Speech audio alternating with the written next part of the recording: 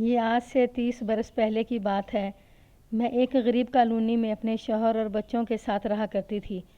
چاروں اطراف کچی آبادی تھی اور گلیوں میں گندا پانی جا بجا ٹھہرا ہوتا، جس سے تعفن کے علاوہ مچھروں کی بہتات تھی اور ارد گرد کوڑے کرکٹ کے ڈھیر لگے تھے۔ غز یہاں کی آبادی جانوروں سے بھی بدتر زندگی گزار رہی تھی۔ میرے ابو اسکول ٹیچر تھے، والد صاحب بھی غریب آدمی تھے، افراد خانہ زیادہ تھے، آمدنی کم تھی، تاہم اچھی جگہ پختہ مکان تھا۔ بدقسمتی سے میری شادی جس شخص سے ہوئی وہ بظاہر خوشحال تھا، مگر پلے دمڑی نہ تھی، کوئی بینک بیلنس نہ تھا اور نہ اپنا مکان تھا۔ ایک اچھی نوکری کی وجہ سے ابو نے میری شادی قدیر سے کر دی۔ جن دنوں میری شادی قدیر کے ساتھ ہوئی، اچھی نوکری پر تھے، سرکاری گھر بھی ملا ہوا تھا اور خوشحال تھے، مگر شادی کے 2 سال بعد انہوں نے کچھ ایسا گھپلا کیا کہ کرپشن کے الزام میں نوکری سے نکالے گئے، مکان بھی لے لیا، جیل جاتے جاتے بچے۔ اب بے روزگاری تھی اور کرائے کا مکان تھا، پلے جمع پونجی کچھ نہ تھی۔ کچھ عرصے تک ابو نے مالی مدد کی، مگر وہ خود بال بچے دار اور غریب آدمی تھے، ان کی قلیل آمدنی سے اپنے گھر کا گزارا نہیں چلتا تھا۔ ہم ایک غریب آبادی میں کم کرائے والا گھر لینے پر مجبور ہو گئے۔ قدیر نے ہاتھ پاؤں مارے اور ایک دوست کے توسط سے پرائیویٹ ادارے میں معمولی ملازمت مل گئی۔ آمدنی کم تھی، مگر یہ بھی غنیمت تھا کہ مکان کا کرایہ اور ایک وقت کی روٹی کا آسرا ہو گیا تھا۔ ان دنوں میں 2 بچوں کی ماں تھی اور یہ بہت برے دن تھے جو ہم پر ناگہانی آفت کی طرح ٹوٹ پڑے تھے۔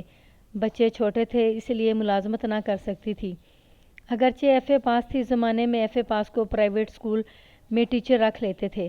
وقت گزرتا رہا، یہاں تک کہ 5 سالوں میں میرے یہاں 2 بچوں کی ولادت اور ہو گئی۔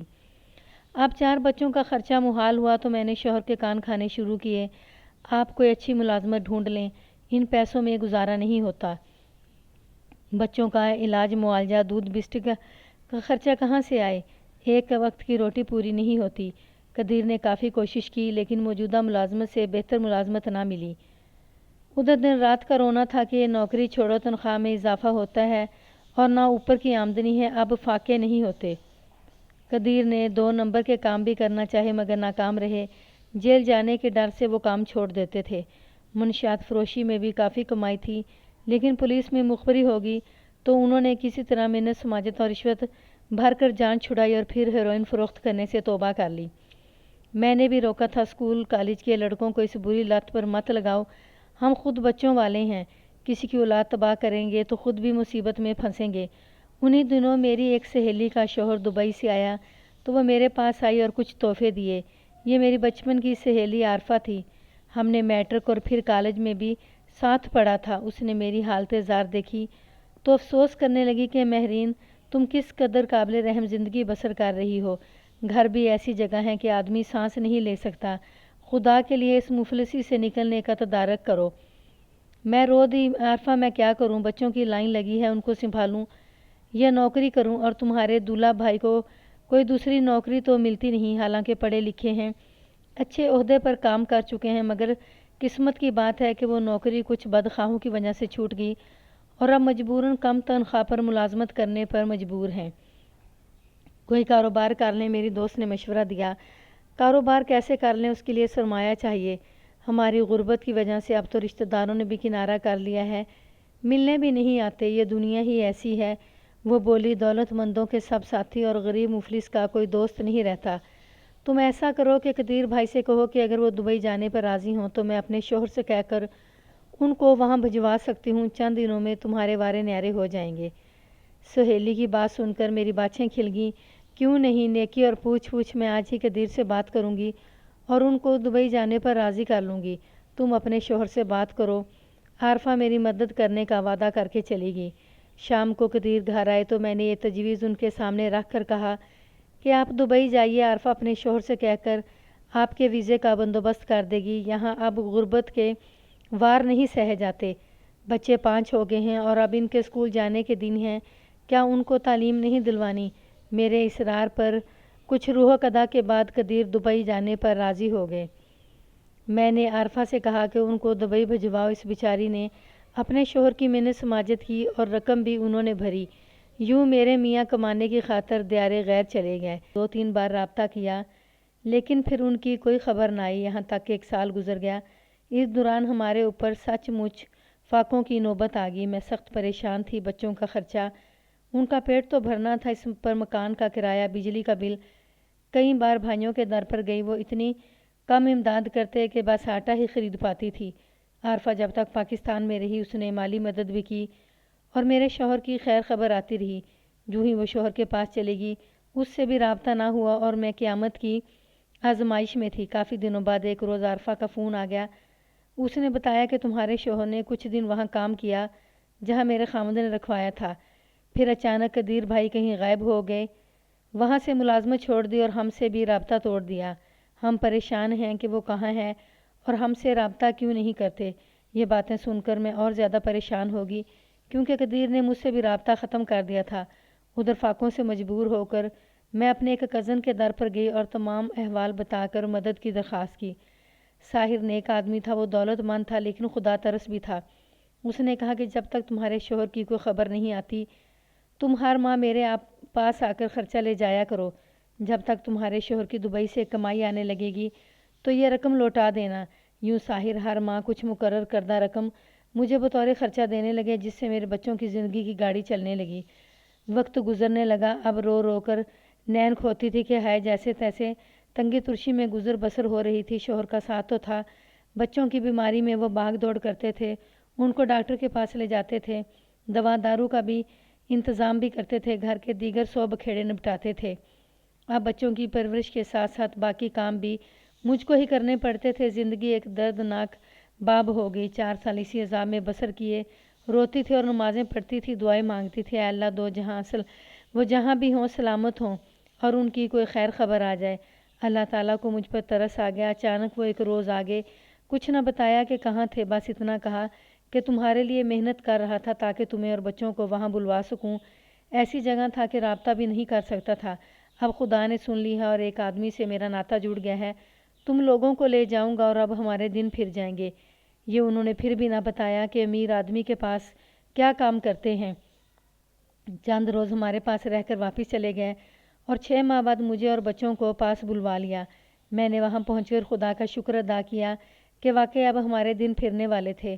وقت گزرنے لگا، میرے شوہر کی آمدنی میں اضافہ ہوتا گیا۔ یوں ہمارے دن واقعی مالی لحاظ سے بہتر ہوتے گئے، یہاں تک کہ اب ہم لوگ اچھی طرز زندگی سے جیون گزارنے کے لائق ہو گئے۔ میرے پاس گھریلو قیمتی سامان، زیور، بیش قیمت لباس، گاڑی، غرض سبھی کچھ تھا جو ایک اعلیٰ معیار زندگی کے لیے ضروری ہوتا ہے۔ خدا کا شکر ادا کرتی تھی کہ اس نے ہم کو غربت سے نکالا تھا اور اب ہم خوشحال زندگی بسر کر رہے تھے۔ ایک روز قدیر آئے تو کچھ پریشان تھے، چپ تھے، کھانا بھی نہ کھایا۔ میں نے بھانپ لیا کہ ضرور کوئی مسئلہ ہے۔ پوچھا کیا بات ہے، آج آپ پریشان دکھائی دیتے ہیں۔ کہنے لگے میرا باس کسی کالے دھندے میں ملوث ہے، پولیس کو اس پر شک ہے، سوچ رہا ہوں اس سے پہلے کہ پولیس تک پہنچ جائے کیوں نہ میں اس کی نوکری چھوڑ دوں، پھر ہم کو تو پاکستان واپس جانا ہوگا۔ میں نے کہا ہاں، لیکن ابھی میرے پاس اتنی رقم ہے کہ میں یہاں کوئی دکان کر لوں، سوچتا ہوں کہ ریڈی میڈ کپڑوں کا بزنس کر لوں۔ یوں قدیر نے نوکری چھوڑ دی اور ایک دوست کے ساتھ مل کر چھوٹی سی دکان حاصل کر لی اور اپنا بزنس شروع کر دیا۔ شروع میں کچھ مشکل ہوئی لیکن اللہ نے کاروبار میں ترقی دی۔ رفتہ رفتہ بزنس بڑھنے لگا اور ہم پہلے سے زیادہ آسودہ حال ہو گئے۔ بچے بڑے ہو گئے تھے، ان کو اعلیٰ تعلیم دلانا ہمارا خواب تھا۔ قدیر نے دونوں بچوں کو اعلیٰ تعلیم کے لیے بیرون ملک بھجوا دیا۔ میں خوش تھی کہ میرے بچے انگلینڈ میں اعلیٰ تعلیم حاصل کر رہے ہیں، مگر وہاں انہوں نے غلط سوسائٹی کو اپنا لیا۔ تعلیم سے کوئی رغبت نہ رہی بلکہ غلط دوستوں کے ساتھ برائیوں کی طرف راغب ہو گئے۔ انہوں نے گوریوں کے ساتھ شادیاں کر لیں۔ وہ جھوٹ بول کر باپ سے رقم منگواتے اور عیش کرتے تھے۔ تبھی میرے شوہر بیٹوں سے ملنے لندن گئے تو انہیں بھی وہاں کی رنگین دنیا بھلی لگی اور پھر وہاں ان کے چکر لگنے لگے۔ بزنس انہوں نے اپنے پارٹنر کے حوالے کر دیا اور زیادہ وقت لندن اور امریکہ میں گزارنے لگے۔ جب قدم غلط راہوں پر چلے جائیں منزل کھوٹی ہو جاتی ہے۔ میں بیٹوں کی صورت دیکھنے کو ترس رہی تھی کہ اب شوہر بھی ہاتھ سے جاتے دکھائی دیے۔ یہ سب عیش میں پڑ گئے اور میں ادھر ان کے انتظار میں گھلنے لگی۔ ایک دن میرا کزن ساحر اچانک امریکہ سے دبئی آ گیا۔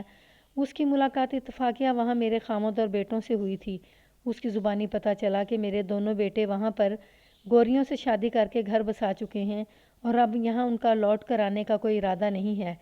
ساحر نے ہی بتایا تھا کہ تمہارا خامد بھی ایک گوری کے چکر میں ہے، وہاں کی زندگی سے لطف اندوز ہو رہا ہے، تم اس کی خبر لو۔ میری تینوں بیٹیاں میرے پاس تھیں، ان کی شادیاں بھی کرنا تھیں۔ وہ اب جوان تھیں، باپ اور بھائیوں نے ان کے فرائض کو بھی بھلا دیا تھا اور عیش کوشی میں پڑ چکے تھے۔ یہ فکر میرے لیے جان لیوا تھی کہ اب آئندہ ان کا اور میرا کیا بنے گا۔ ہمارے بزنس پارٹنر نے شروع میں دیانتداری سے کام لیا، مگر اسے اندازہ ہو گیا تھا کہ قدیر عیاشی کی دنیا میں چلے گئے ہیں، تو رفتہ رفتہ اس نے بھی تیور بدلنے شروع کر دیے۔ میں نے سلیم بھائی کی منت کی کہ آپ ہمارے بزنس کے شریک ہیں، آپ قدیر کو کسی طور بلوائیے اور ان کو سمجھائیے کہ میرا نہیں تو اپنی بیٹیوں کا ہی کچھ خیال کریں۔ انہوں نے کسی طرح قدیر کو بلوایا اور سمجھایا۔ بزنس پارٹنر سے تو وعدہ کیا کہ اب وہ کوئی ایسی مصروفیت نہیں اپنائیں گے جو نقصان کی طرف لے جاتی ہو، مگر میرے میاں کو سچ مچ ادھیڑ عمر میں ایک گوری سے عشق ہو گیا تھا۔ چند دن دبئی رہ کر دوبارہ انگلینڈ چلے گئے۔ جب سلیم نے دیکھا کہ یہ شخص کسی طور سنبھلنے کا نہیں، انہوں نے مجھے کہا کہ بہن تم برا نہ مانو تو ایک بات کہوں، میری بیوی کو فوت ہوئے عرصہ ہو چکا ہے، میں کسی موزوں گھرانے سے رشتے کا خواہش مند تھا، تم شفقت کرو اور اپنی بیٹی کو مجھ سے بیاہ دو تو تمہارے شوہر کے حصے کا بزنس تمہاری ملکیت میں آ جائے گا اور تم اور تمہاری بیٹیاں بھی تباہی سے بچ جائیں گی، کیونکہ قدیر کے بڑھاپے کے عشق نے تو تباہی مچا دی ہے۔ وہ مجھ سے رقم پر رقم منگواتے رہتے ہیں، بزنس کا کیا بچے گا۔ میں نے کافی غور کرنے کے بعد بڑی بیٹی کی قربانی کو گوارا کر لیا اور ناظرہ کا نکاح قدیر کے بزنس پارٹنر سلیم سے کر دیا۔ اس طرح میں مالی لحاظ سے مستحکم ہوگی۔ قدیر نے وہاں گوری سے شادی کر لی تو وہ لوٹ کر نہ آئے۔ ان کی راہ دیکھتے دیکھتے میری آنکھیں تھک گئیں۔ سلیم نے وفا کی، انہوں نے میری باقی دونوں بچیوں کے رشتے اچھی جگہ کرا دیا اور میں ان کے گھر شفٹ ہوگی۔ کئی برس گزر گئے ہیں، خامد اور بیٹوں کو خط لکھ لکھ کر تھک گئی ہوں، کسی کے خط کا جواب نہیں آتا اور نہ ہی وہ کوئی رابطہ کرتے ہیں۔ شوہر ناراض ہیں کہ میں نے کیوں سلیم کو داماد بنایا، اسی لیے رابطہ ختم کر دیا ہے، لیکن میں کیا کرتی، میں نے مجبوراً ایسا کیا تھا۔ بے شک سلیم کی عمر میری بیٹی سے کافی زیادہ ہے، مگر اس نے میری بیٹی کو خوش رکھا ہوا ہے، وہ اس کے ساتھ ساتھ میرا بھی خیال رکھتا ہے۔ اگر سلیم ہمارا خیال نہ کرتا تو اس عمر میں کہاں جاتی اور میری بچیوں کی شادیاں کون کرتا۔ جو فرض قدیر اور میرے بیٹوں کو ادا کرنا تھا وہ سلیم نے ادا کیا۔ میں اپنے داماد کی مشکور ہوں۔ عورت کو زندگی کے ہر دور میں مرد کے سہارے کی ضرورت ہوتی ہے، خواہ وہ باپ ہو، بھائی ہو، شوہر ہو یا بیٹا ہو، مگر کبھی کبھی داماد بھی بیٹا بن کر ساہس کا سہارا ثابت ہوتا ہے۔ سلیم نے میرا بیٹا بن کر سہارا دیا ہے، حالانکہ وہ میرا ہم عمر ہے۔